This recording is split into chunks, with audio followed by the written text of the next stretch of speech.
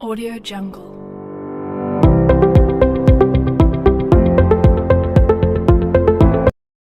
Assalamualaikum warahmatullahi wabarakatuh. Pada kesempatan kali ini, saya akan membahas materi mengenai asas kedaulatan rakyat, mulai dari pengertian, dasar hukum, implikasi, ciri-ciri, dan sebagainya. Pengertian asas kedaulatan rakyat. Asas kedaulatan rakyat menyatakan bahwa kekuasaan tertinggi dalam suatu negara berada di tangan rakyat. Dengan demikian, teori atau asas kedaulatan rakyat ini menjadi dasar dari negara-negara demokrasi. Asas ini sengaja memberikan sebagian kekuasaannya kepada orang-orang tertentu yang akan disebut sebagai penguasa yang bertugas untuk menjaga hak-hak rakyat. Asas ini terkenal dengan slogannya yang berbunyi dari rakyat, oleh rakyat, dan untuk rakyat. Menurut asas ini, rakyatlah yang berdaulat dan mewakilkan atau menyerahkan kekuasaan kepada negara. Kemudian, negara memecah menjadi beberapa kekuasaan yang diberikan pada pemerintah ataupun lembaga perwakilan. Pemimpin dan wakil rakyat yang dipilih oleh rakyat untuk melaksanakan kesejahteraan dan amanat serta aspirasi mereka. Pada negara yang menerapkan sistem pemerintahan ini, suara atau kekuasaan rakyat diwakili oleh sebuah lembaga legislatif, yaitu MPR, DPR, dan DPD.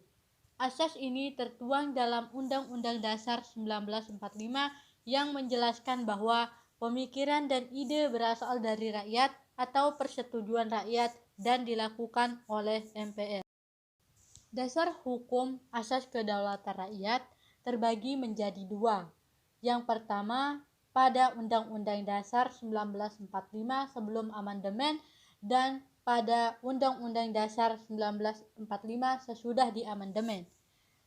Undang-Undang Dasar 1945 sebelum diamandemen terdapat pada pasal 1 ayat 2 yang berbunyi kedaulatan berada di tangan rakyat dan dilaksanakan sepenuhnya oleh Majelis Permusyawaratan Rakyat.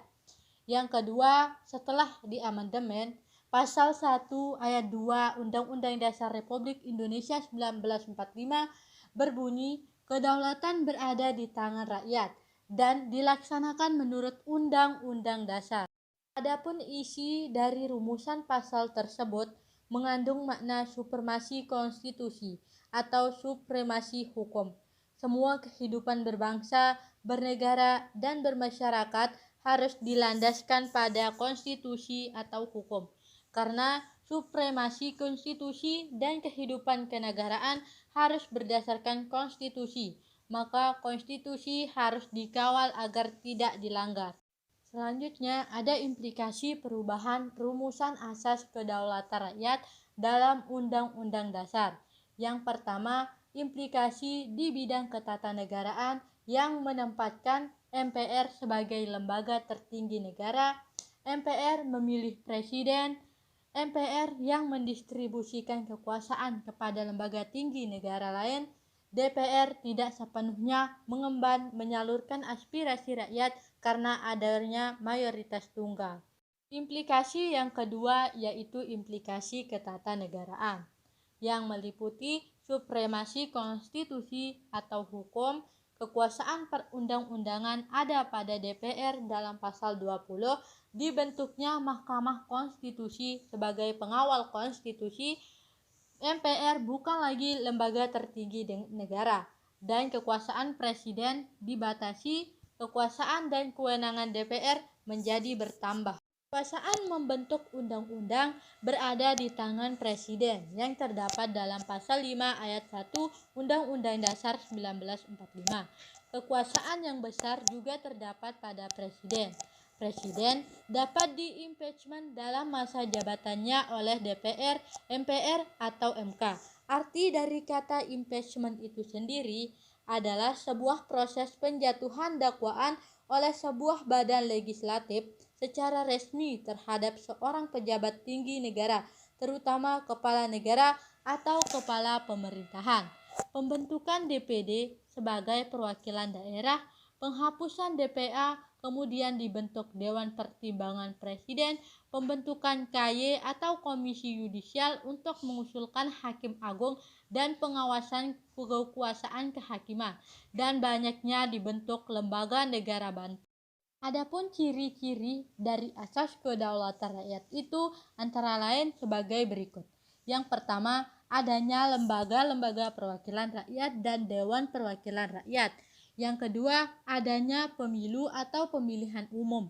Yang ketiga, kekuasaan atas kedaulatan rakyat dilaksanakan oleh badan atau majelis yang mengawasi pemerintah.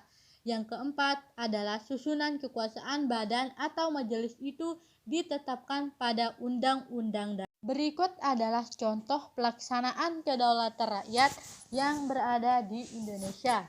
Pertama, memilih presiden dan wakil presiden melalui pemilu. Yang kedua, rakyat ikut serta dalam menentukan kebijakan. Yang ketiga, memilih kepala daerah melalui pilkada. Yang terakhir, memilih anggota DPR, DPD, dan DPR. Sekian yang dapat saya sampaikan dalam materi kali ini. Semoga bermanfaat dan terima kasih telah menonton video pembelajaran ini. Wassalamualaikum warahmatullahi wabarakatuh.